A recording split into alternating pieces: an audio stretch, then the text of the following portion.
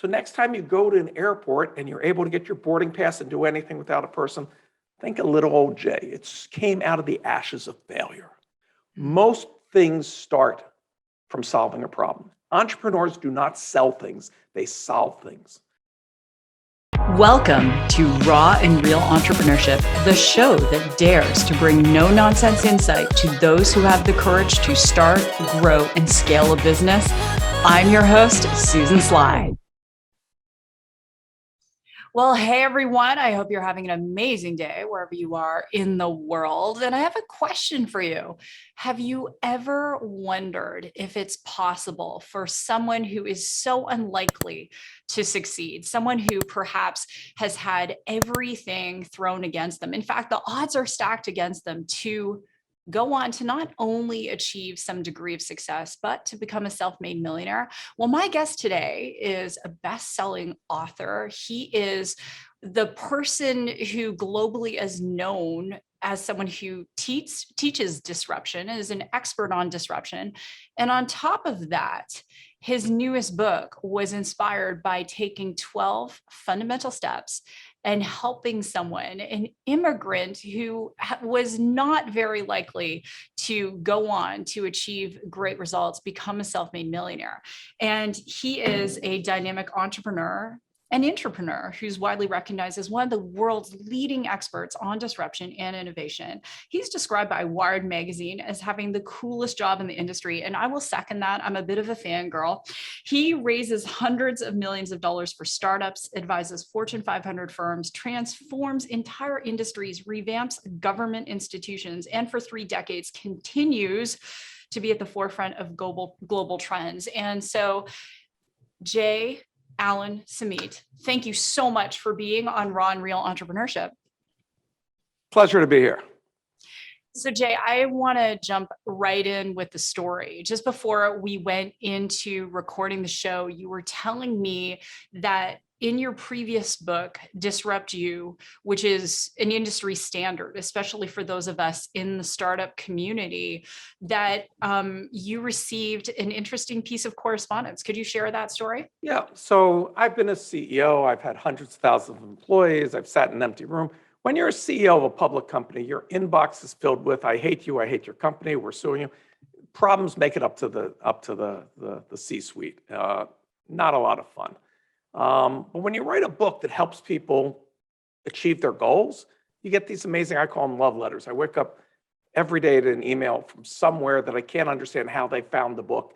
A dentist in Pakistan, Croatia, Lithuania. And they're thanking me when they did all the work. But I got this one email, it was from a young millennial, and it said, this is all motivational, but I could never do it. And I didn't understand why I was unable to connect with this person. What was I missing? And so I came up with this wacky idea of, why don't I put it to the test? Why don't I find somebody that is worse off than most people that'll read the book? Somebody that grew up on welfare, somebody that was on welfare, in this case, an immigrant. So they had no support system, no family. They were homeless, they were couch surfing, staying with some people that were on welfare. And I mentored him 1 day a week for a year. His name was Vin. And I gave Vin no capital. I didn't open up my contacts. There wasn't any hidden thing. And spoiler alert, if you're going to read Future Proofing You, he became a millionaire in less than a year. And this isn't a get-rich quick scheme. This isn't, I'm not selling anything. This is basically, I took those mentoring sessions down to what I call 12 truths. If you follow these 12 truths, you will be successful. The problem is we're not taught to be successful. Our teachers, our parents, our well-wishers try to shield us from pain and failure. So we've been trained by people that gave up on their dreams to give up on our own. So you go to a job to make somebody else rich, to make somebody else's dream come true. Why don't you believe it? If you don't have time to read the book, I'll do it in one sentence. If you think you can or you think you can't, you're right. And so if we can teach people how it's done, and I also cite all the studies, people with higher IQs don't end up wealthier. People that went to top universities don't end up wealthier. So what is it? And if you would have told me growing up in a working class family in Philadelphia that dozens of friends would become self-made billionaires with a B. I'd ask you what you're smoking. But I got to work with guys like Bill Gates and Steve Jobs and Elon Musk and all these people before they were household names. Some are very, very bright. Some aren't. But what are they doing differently? Why is it every 32 hours there's a new self-made billionaire? Think about that. Susan, what did you do this past weekend? Did you make $1 billion? No, you're a slacker. But seriously, there's no gatekeepers. We're one click away from our phone to 5 billion customers. You only have to be right once to make $1 million or change the world. And so it can be taught. And I'm not doing this to sell anything. You can't buy a t-shirt with my face on it. The books are done by publishers, so they have distribution. Anybody that's written a book will tell you there's no money in books. But it can be taught. And if you want to take that first step, I can get you on the road. Well, I'm excited about the book for a variety of reasons. So one of in my studies at MIT on strategy and innovation, one of the stats that came out is in the studies that they've done looking at the most innovative CEOs, and you mentioned some of them. Elon Musk is one. Bill Gates and so on and so forth. Even like maybe not recently Bill Gates, but early, Bill Gates, Steve Jobs, and so on. These guys. One of the biggest things that came out of the studies was that the most disruptive, innovative entrepreneurs had lived in more than one country, and they had experienced more than one industry. And so I was very excited, Jay, because as a co-founder and CEO of an AI company that will be a multi-billion-dollar company, we're on our way, and someone who's passionate about, like yourself, I've traveled, I've worked with people in Africa, I've rescued girls from brothels in Cambodia and done all of these things. When I heard that statistic, I thought, okay, it doesn't matter my horrible GPA in my undergrad. I've lived in a couple of countries, speak a couple of languages. I've worked in the different verticals. I would love to get your opinion on that research. Do you think it's Sure. true? So half of the Fortune 500 companies were founded by an immigrant or the first generation child of an immigrant. Mm-hmm. And you say, was that a coincidence? Obviously not. And here's the difference.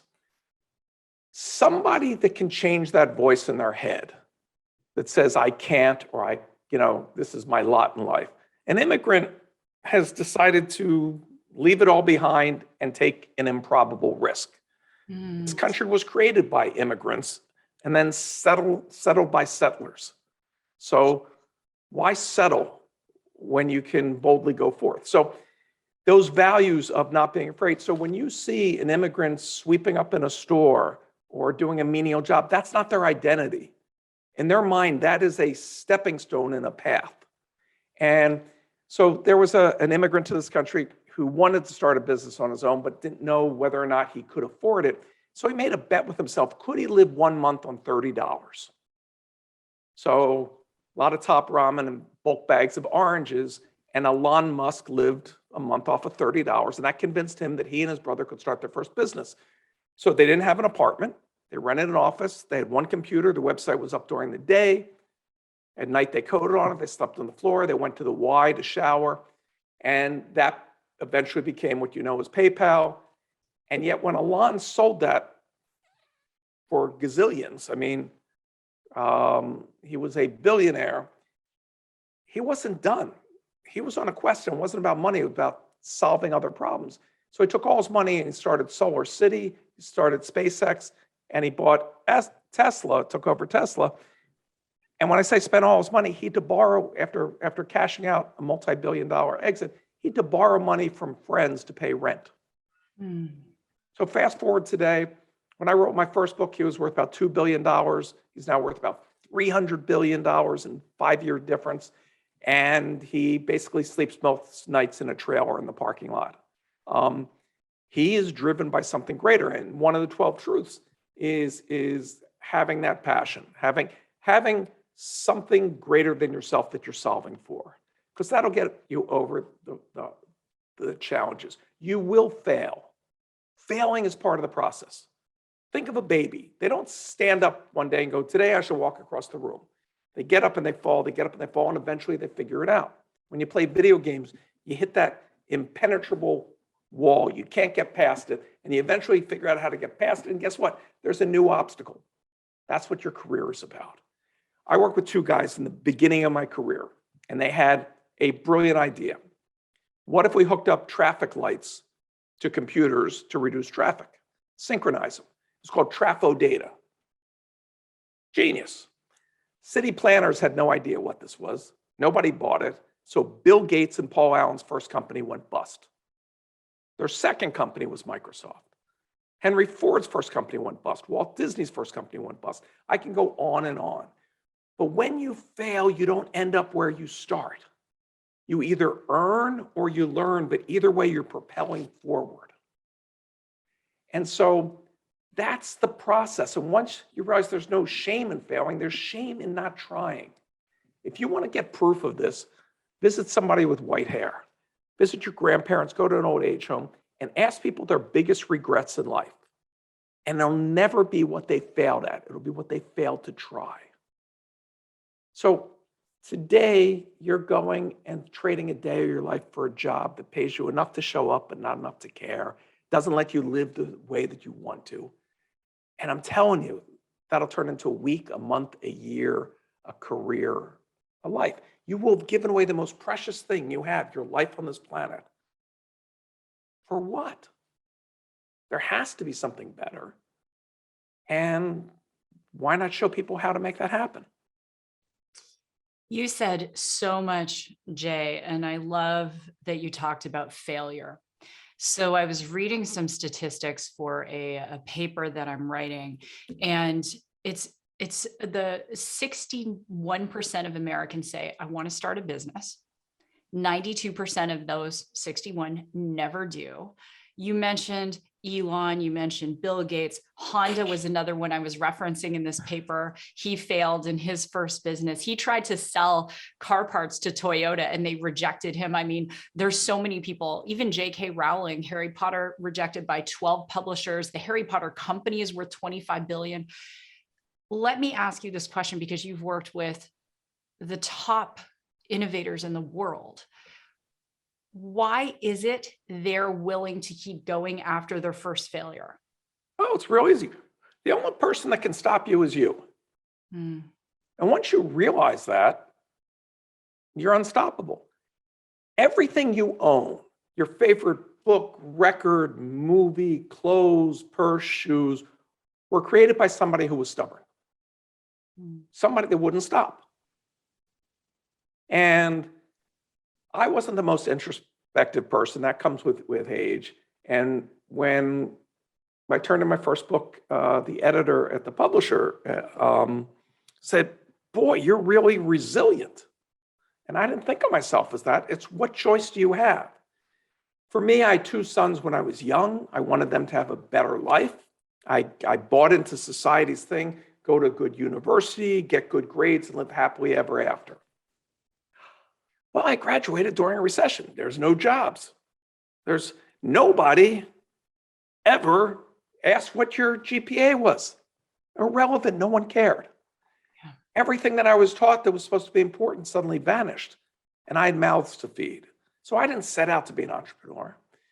Then the next thing I realized is if you apply for a job, name any job, the fact that it exists means that somebody else has already had it, which means there are more qualified people for that job than you. Why should anybody ever hire you? But if you do something that no one else is doing, by definition, you're the best in the world at what you're doing. So go into a new area. Where do you think cryptocurrency experts or social media experts or augmented reality experts come from? They wake up one day and say, I will be an expert on this. And then they hold on and defend that turf as long as they can. Yeah. And I hate competition. So when the big guys come into whatever the next thing is that I pioneered, I'm on to the next thing. Because on any day, there's somebody smarter, better looking, better capitalized, better connected. I hate that person. We do call this raw and real entrepreneurship. So tell us how you really feel. Jay, what's something you failed at recently? I fail every day. I always have, you can't control timing on things. You could be too early, you could be too late. The example that's top of mind wasn't recent, but a great learning exercise, and I talk about it in Disrupt You. Young, I'm in my 20s, and California is getting lottery machines for the first time. And back then, computers were little green screens with just white letters, and my competition made a thing that had just numbers on a screen, and that was it. A kiosk, you type in your numbers and you print your lottery ticket. I made a machine that had a whole color screen, did videos, had a motion detector. When you walk by in the supermarket, it goes, psst, what would you do with $1 million? And people were looking around. It said, touch me in 8 different languages. So if you only spoke Vietnamese or whatever, it would then talk to you in that language. It was amazing. My competition, little screen this big, some numbers.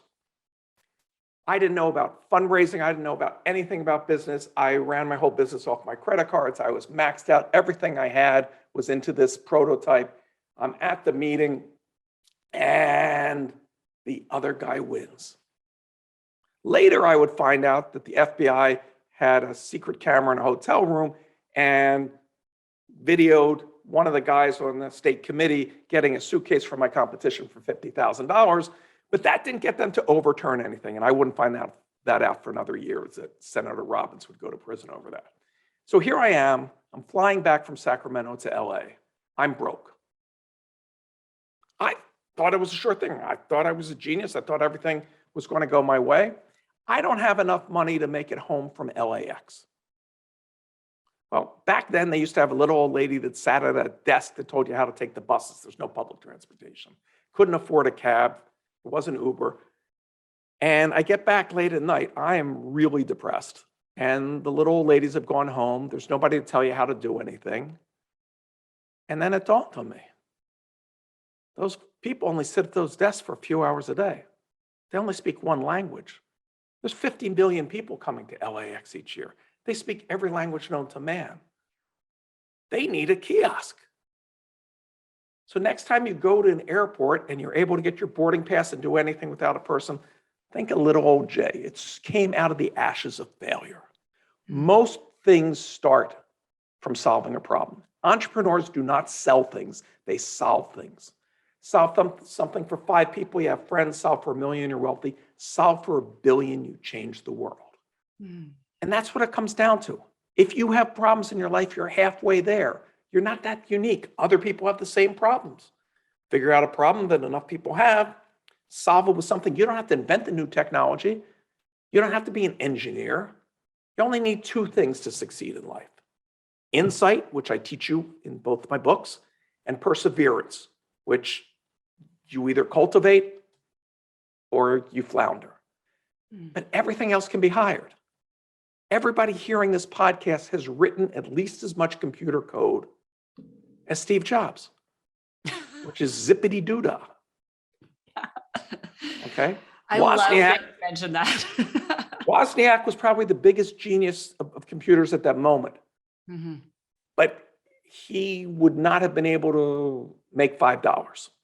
No. In fact, in their first sale, Steve ripped them off and lied to them what the sale was. I mean, he wasn't focused that way.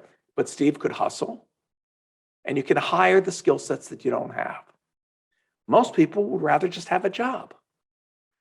Jack Ma, who started Alibaba, the biggest retailer in the world, recently finally admitted this. I've known Jack for years. His first 5 years of having Alibaba, he didn't even own a PC, and he didn't know how it worked. He was in China. He knew the internet was big, and there's a lot of Chinese, and he was going to make something. So I could hire people that knew how to do it. And he did that after applying for a job at Kentucky Fried Chicken and not getting it. The young man who created WhatsApp applied to work for Facebook. Facebook wouldn't hire him. It wasn't good enough. Less than 2 years later, they paid him billions and billions of dollars to buy WhatsApp, which he would have gladly given them for free for a job. See the pattern here? Yeah, absolutely. I am so grateful you mentioned that, Jay, regarding Steve and Wozniak. I was at a dinner with Steve Wozniak a couple of years ago, and he's a genius. And he doesn't make eye contact when he speaks. Some people think he might be, on the spectrum a little bit, and which is cool. My son is. But it just goes to show you, I think the thing I want everyone to understand is stop telling a story about why someone's successful. If you search me on Crunchbase right now, I'm one of the top female founded. I looked on this list. I was like, wow, I made this list. Female founded machine learning companies in the US. And here's the funny thing, Jay, do you know what? I haven't written a line of code since my last year of university in 1992. Not one.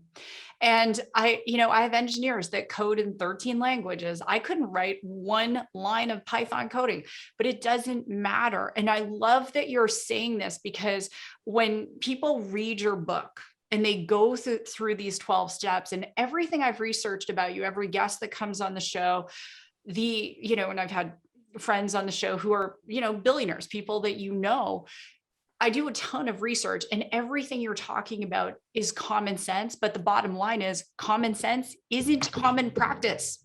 Yep. My mom used to say common sense isn't all that common. No, No. what you'll get out of reading my books is if a moron like Jay can do it, so can I. And I'm dyslexic. Another thing that's interesting, you talk about immigrants, is 30% of CEOs of Fortune 500 companies are dyslexic. When I was raised, the word for dyslexic was you're an idiot. But I'm wired different. I can think differently. And it's our differences that give us our advantage. Your superpower is what makes you different, okay? Think of why friends come to you for advice, okay? No friend ever comes to me for fashion advice. Not my strong suit. But they come to me for problem solving. And so whatever it is that you're thinking, I have a friend who's the greatest connector. He has a personality, you drop him in the desert, he'll make friends with the plants. I mean, he's just that type of person. And he's never had to have a job. I have another friend who's the Silicon Valley connector. She just set out to do that. You talk about people on the spectrum, a lot of successful people in that category. And she had the personality that could fill in those holes that they were missing. And they would give her pieces of their companies. And she made hundreds of millions of dollars. She has stakes now, I think, in 200 companies. So there's always a way to do it. I helped create the first auction, which you now know is eBay. I work with Reid Hoffman, who wrote the foreword to the book, on LinkedIn. First video chat, first video on computers. I could give you the whole list. I'm not an engineer. I've never written a line of code, and yet I've taught and been a professor at the top engineering school in the country. And I've taught how to build a high-tech startup, and I've had students make over $100 million the first year. So this is doable. And let's face it, the pandemic wiped out the middle class. And without a middle class, you have no stability. There's never been a war between two countries that have a McDonald's. Now, I'm not commenting on the diet, I'm commenting on a stable middle class, right? There's never been a famine in a country that has a free press. So unless we start creating jobs, governments don't create jobs, entrepreneurs do. And half of all jobs will disappear this decade. Now, everybody thinks of, truck drivers, you have self-driving vehicles, there won't be truck drivers. I was independent vice chairman of Deloitte, and I can tell you, accounting jobs are all going to be software. Yep. Middle management jobs, software. Lawyers, software. Getting an MBA, software. So white collar is going away as fast as blue collar. But yet, there's always new innovations. 100 years ago, the majority of Americans lived on farms. The other half lived in cities. Two inventions, the tractor and irrigation. And today we have 3% on farms, feeding not just the other 97%, but we export to the whole world. But look at that from a job perspective. There's only 3%. That means half of all jobs, farm jobs, disappeared. But the Industrial Revolution, the information age, everything else created new jobs and new opportunities. Unless you commit to self-disruption and lifelong learning, you're going to be roadkill in what's happening. The pace of change has never been faster. We live in an era of endless innovation. So here's the thing about disruption. Disruption isn't about what happens to you. It's about how you respond to what happens to you. So everything in life is a choice. You lost your job, boo-hoo, or the greatest opportunity, nothing holding you back from starting something new. And this young man who achieved the near impossible, did he date that year? No. Did he ever watch TV? No. Did he get to watch the game? Did he get any? He worked 7 days a week. Daytime was for selling, nighttime was for doing the work. No engineering, no special skill set. And at the end of that year, what kept him going after he hit the $1 million was he knew he was taking the next year off. Not because $1 million is enough to live on for the rest of your life, but because, as the title of the book says, he was future-proof. He knew that he could live anywhere, set a flag down anywhere, and do it again. And now, fast forward, he has multinational clients. He lives in Europe. You know, he spent that year traveling. But you can change the way you think. Your mind is malleable. That voice that says, I'm not good at math because in third grade, 7 times 8, you didn't get it. I bet you if I put you in a third grade classroom today, you could kick everybody's butt, okay? I can't do public speaking because in second grade at show and tell I peed. I mean, people get these conceptions of what they can't. The only person saying that you can't is that voice. So self-disruption is about changing that voice. And once you change that voice, changing the business world is easy. And I break it down in the steps and I show you a process to give you those ideas that you can then capitalize on. Jay, the power in this concept that anyone, regardless of circumstance, if they have the right mindset, they have a recipe, they can be successful, is, yes, common sense, but it's also refreshing, which is incredible. I want to ask you 2 questions. And this one is personal because I feel like I have the best side hustle in the world, that I get to interview amazing people like yourself. So I want you to imagine for a moment, you've got 5 startups lined up and all the founder teams are there. You don't know anything about their product, but you know how to talent spot. What qualities do you look for in founders? Because you've helped companies raise hundreds of millions of dollars. So I've judged hackathons. I spend most of my life talking to young startups, and what you'll find is the truly savvy Silicon Valley VCs aren't investing in the idea.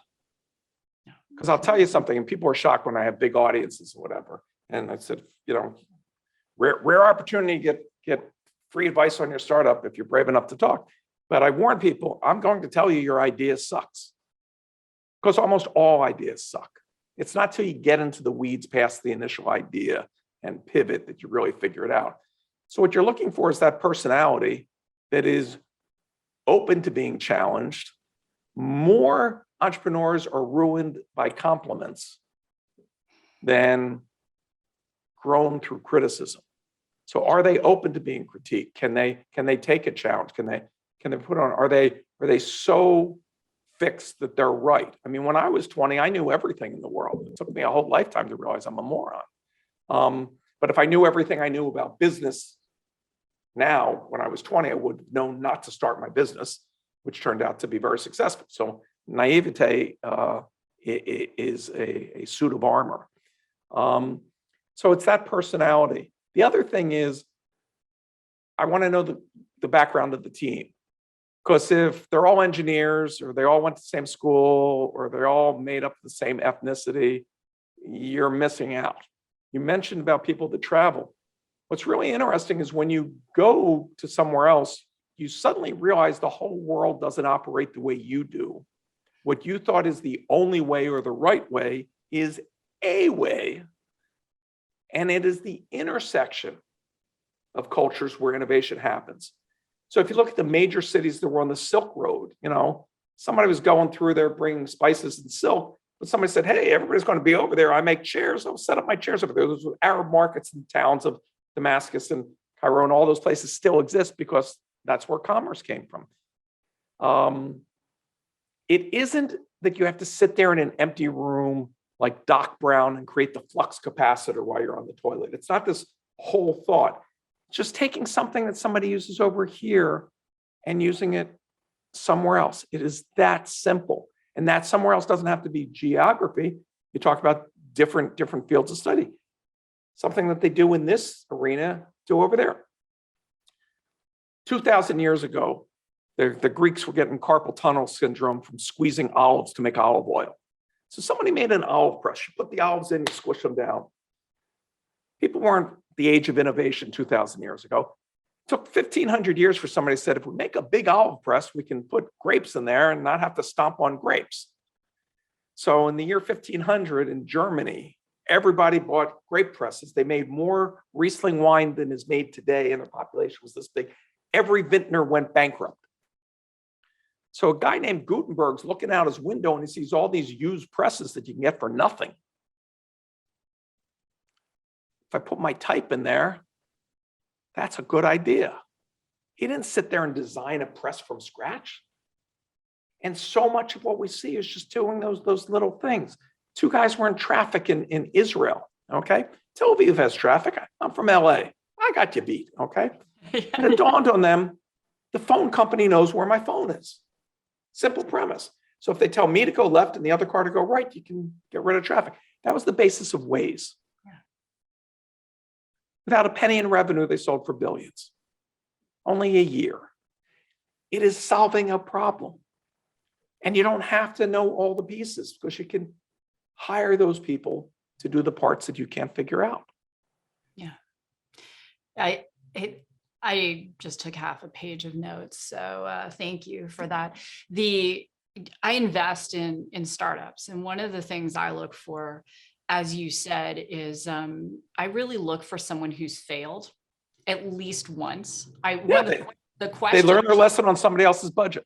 Exactly. What did you fail at? How did you overcome it? The degrees are not going to impress me, although, as an MIT student part-time, I do have a proclivity for my colleagues there. But I think that, to your point, if everyone is the same in that founding team, where are you getting the fresh ideas? Where are you getting different points of view? And now I'm really on a little soapbox here. Now you're going to screw up when you hire, because if all you know is you're going to hire a whole team of yous.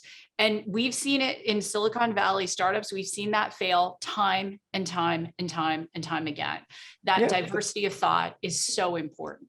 Absolutely. Yeah. I'll give you a great example.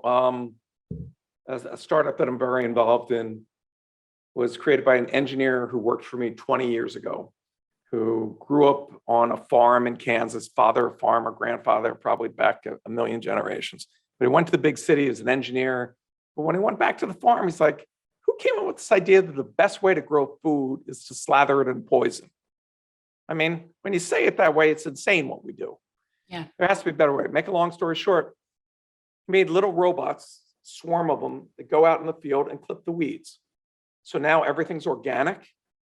Farmers don't have to handle dicamba and these cancer things. The runoff doesn't kill all the fish in the Gulf of Mexico. Farmer makes 40% more per acre. Renting the robots as a service is cheaper than spraying. I mean, slam dunk. But to your point, if you look at the Venn diagram of people that go to Stanford and Silicon Valley and high tech and have a farming background, it's not a Venn diagram. It's two different circles. So those people will never have addressed any of these issues. He was looking at a real problem, and he tried everything before he did the robot. He said there has to be an easier way to do this stuff. And here's the byproduct that got me excited of why I didn't want to be involved in another company at this stage, but I felt a moral obligation. Farming 101, farmers till the soil to break up weeds. When you till the soil, it releases greenhouse gases and carbon. It is the single largest source of carbon going into the atmosphere on the planet, above factories, above cars. So if we can go to no-till, regenerative agriculture, the planet doesn't overheat, we all don't die, and we don't get cancer from eating carcinogens in our food. How can I morally say, no, I'm not going to help that company? No, you can't. That's a huge series of giant problems. But he didn't set out to say carbon sequestration, organic. He set out to solve a problem and make a profitable business. Oh, engineers overcomplicate explanations all the time. Even people think the elevator pitch is an expression that doesn't make sense. But if you can't explain your business in one sentence, how is anybody ever going to market that product? Right? How is somebody gonna, and everything comes down to a very basic problem that you're solving. And then you can have all the back, well, why didn't somebody else try this? Why doesn't somebody else, how are you the first one to think of this? And when I teach things, and I have a process called 3 problems a day for 30 days, I'll tell you about it in a second. I have so many young people that always go, when I had this idea, I assumed somebody must have already had this, and I searched for this product to buy, and nobody did. I remember a few years ago when I was buying a house, I said, this is not rich guy problem. This isn't my main house. I'd like to be able to control the thermostat from my phone, so when I'm 2 hours away, I can turn it on and not waste electricity. It didn't exist. I didn't jump and do it as a business. I wasn't looking to. Now they exist, and common sense problem, but it all starts with what's that problem? Mm-hmm. If you remember Blockbuster, a guy went into Blockbuster, forgot to return his movie for a month, and they wanted $40 for this crappy movie. So Reed Hastings says there's got to be a better way, and that's all it took to start Netflix. Yeah. And the CEO of Blockbuster was quoted as saying, people will still want to come to the store because they want the popcorn. And for the listeners, that the ego in that statement, it's the exact opposite of everything Jay is teaching. Super quick as we wind up, because I want to ask you for your predictions, but 3 problems a day. What is this? So today, not tomorrow, write down 3 problems in your life. Traffic, whatever. But you have to do that every day for a month. First couple of days, fairly easy. By day 2 or day 3, you start going, I don't have any more problems, because you're on autopilot. You accept the world the way it is. You're not challenging every moment. So a guy named Larry Tversky was doing this, taking his medicine one morning, the phone rings, he gets off the phone and goes, ooh, did I take my pill? If I already took it and I take 2, that's not good. If I don't take it, that's also not. Hey, I got a problem. Make a long story short, took a Happy Meal watch, put it on the lid. When you open it, it goes, oh, I haven't opened it for 8 hours, or oh, I opened it 3 minutes ago. Timer cap, sold millions of them, added Bluetooth so you know whether grandma took her medicine. Just starts from those moments. So a month of that, at the end of the month, you sort your 90 ideas, which is more good ideas than a VC is going to get in a month, on 2 axes. This is your MIT study part of it. One axis is called TAM, total addressable market. If it's something for left-handed jockeys that only eat vegan, not a lot of those. If it's something that millions of people deal with, great. But the other axis is really important as well. What do you really care about? I've had more startups come into me that have really good ideas, are going to make a lot of money, but it's something that I could care less about solving. Yeah. It's not going to get you up. Money isn't the motivator. Because what you're going to find out is there's no rational reason why anybody should be a billionaire then. Because you can't spend it. Right? But if you have a greater problem that you're solving, Elon Musk, the first time I met him, said something that stuck with me because it was bizarre. I wasn't expecting it. In most conversations, you know where it's going. He said, I have enough money to cure cancer, but what good would that do? I'm like, whoa, did I hear that right? Life on this planet is over. I'm going to colonize Mars. Now, you can laugh at that. You can disagree with it. But this is a man on a mission. Yeah. And if he doesn't make it all the way to Mars, Think of all the things that he's created to make that possible, including now, people don't realize he has more satellites than any government. So your AT&T paying for a phone bill, all that can be just wiped away if he wants, right? So he's solving some real major problems that needed to be solved to get to the quest that he's focused on, because nobody else was focused on these problems. Well, and shouts out to Elon. He and I both went to Queen's University in Canada, so for a brief hiccup of time. So anyway, let me ask you, Jay, 1 minute. Predictions for 2022. Sure. So I'll give you $1 trillion opportunity. So before I tell you what it is, go back in your mind a decade ago when the iPhone came out. You talk about what people's reaction. Steve Ballmer, who was head of Microsoft at the time, there's a video of him on YouTube laughing at it. This thing has no keys on it. What a joke. Apple bombed, okay? Apple created this amazing ecosystem for apps, but they didn't create the apps. So the first year, here's 2 of the top 10 best-selling apps. There was a game with cats and a fart app. It made 10 different fart sounds.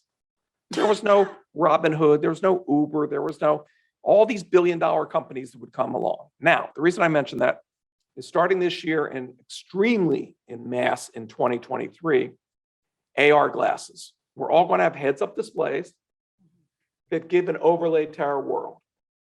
So you can walk into a supermarket and the doctor just told you you have diabetes, you can't have things with sugar. Show me the products without sugar and everything else disappears. Or show me the things that are keto or halal, or what's that wine that was on Oprah, or whatever you want to see. Or show me how I get to the nearest dry cleaner, whatever it wants to be. If Google doesn't win this race to monetize here, it's an existential threat. They go out of business. If we're not taking our phone out of our pocket and looking at 5 hours a day, if Apple doesn't win this, they go out of business. Same with Facebook, LinkedIn, Microsoft. So the big guys are spending billions to get this right. And if you want to know how I'm able to accurately predict the future year after year, I hang out with the people that are coding it. Yeah. So there's no Ouija board here. There's no Jay's predictions are ever wrong. I know what's coming and the date and everything else. So here's the thing. What problems can you solve with this that couldn't be solved before? You didn't have to invent these. You didn't have to invent the 5G. You didn't have to invent the edge computing.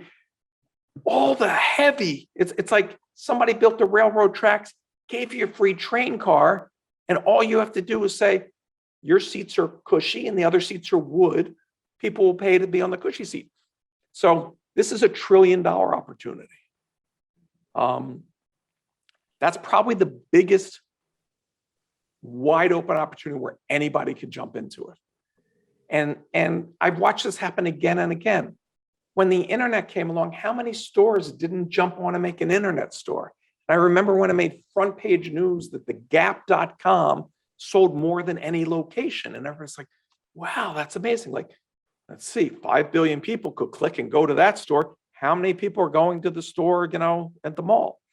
So look into that. Look into a place that doesn't have established competition. Then you only have to solve a problem. You don't have to also compete about somebody else. The competition will come. First person you educate in business is the person that should have been doing what you're doing, but they'll still be too lazy. And I'll leave with one thing that many people that aren't in this ecosystem don't understand. They see time and time again a headline of some startup with zero revenue selling for hundreds of millions or billions of dollars. This makes no sense. So I will never be another public company NASDAQ CEO again. It's a miserable experience. CEOs are worth every penny that they take to put up with it. Now, when you're a CEO, they'll get on TV that they think about the shareholders, they think about the employees, they think about the customers. BS. The board tells you what to think about. Move the stock from here to here, and they back up the Brinks truck and give you another $10, $100 million. Yeah. So for 16 weeks, you're on a hamster wheel to do anything to make that number go. So stop doing R&D, stop having all this overhead to make new products that won't happen until next year when there's a new CEO because they fire you. Get rid of all that cost. Now you're profitable. Your company goes up. You make a boatload of money. You've got no new products. They fire you and they bring in the next CEO. CEOs are like a piece of cheese. They have an expiration date. But that also means the CEO that wants to save his job, since he's not spending that money and losing money quarter after quarter, making something new, would gladly do an acquisition to make it look like they have a new direction. The majority of acquisitions are, by the way, a waste of money and they fail. But it'll buy him more time in that C-suite. That is why people are willing to pay for the legwork that some startup has done to get it going.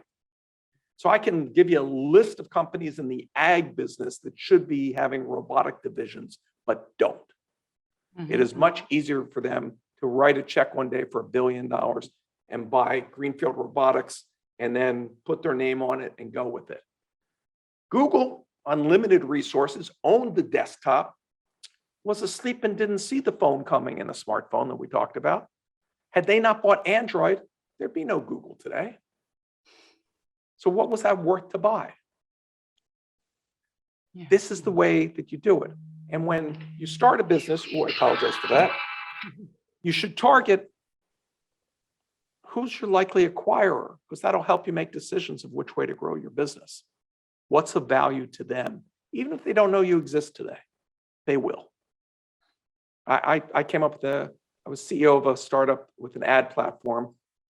Nobody's watching TV commercials. If I could come up with something that looks like it has a chance of being better, there are multiple multi-billion-dollar companies. And our little company, 18 months later, was bought by News Corp for $200 million. And I think we had $1 million in revenue. A good friend of mine is Jason Pfeffer, co-founded MySpace, has a News Corp story as well, right? And I want to end with this. First and foremost, like, I just feel like putting my hand in the air and saying yes and amen to everything you said, Jay, because for people who aren't in this ecosystem, it does sound crazy when you hear Facetune was acquired for $3 billion, this app that touched up people's faces with, zero revenue. It was a free app. When people hear things like that, and the concept of technology and where it's going in these high valuations, and something you just said is CEOs earn every penny. And in the private sector, we're indentured to the board, to the seed investors, and to the clients. And it is nonstop. It is a grind. And at the end of the day, though, if you can take a problem that is costing someone time or their well-being and you can solve it, then you have an obligation to solve it. And so I'm excited to get your book, Future Proofing You. I was in the process of ordering it just when we actually started our interview. So, for anybody that made it this far into the podcast, and again, there's no upsell, I don't sell anything. If you go to jaysamit.com, JAYSAMIT.com, I have free workbooks for both Disrupt You and Future Proofing You. You can download them immediately. And a lot of times you're reading a book and you go, whoa, yeah. And then you get to the next chapter and it went out one ear. So you can get more out of it and actually start your life plan and start building your business as you're reading. And so those are available to anybody for free. Thank you for your time and sharing your audience today. And look forward to seeing what people create. Well, thanks so much, Jay. And so go to jaysamit.com, also go to amazon.com, get Jay's book. Don't just get one, get all of his books. And I'll be seeing you, Jay, through some VR glasses sometime very soon. Okay, be well.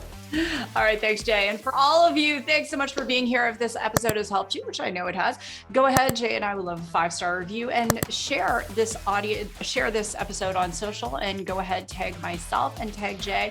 With that, God bless, go rock your day, and I'll see you in the next episode of Raw and Real Entrepreneurship.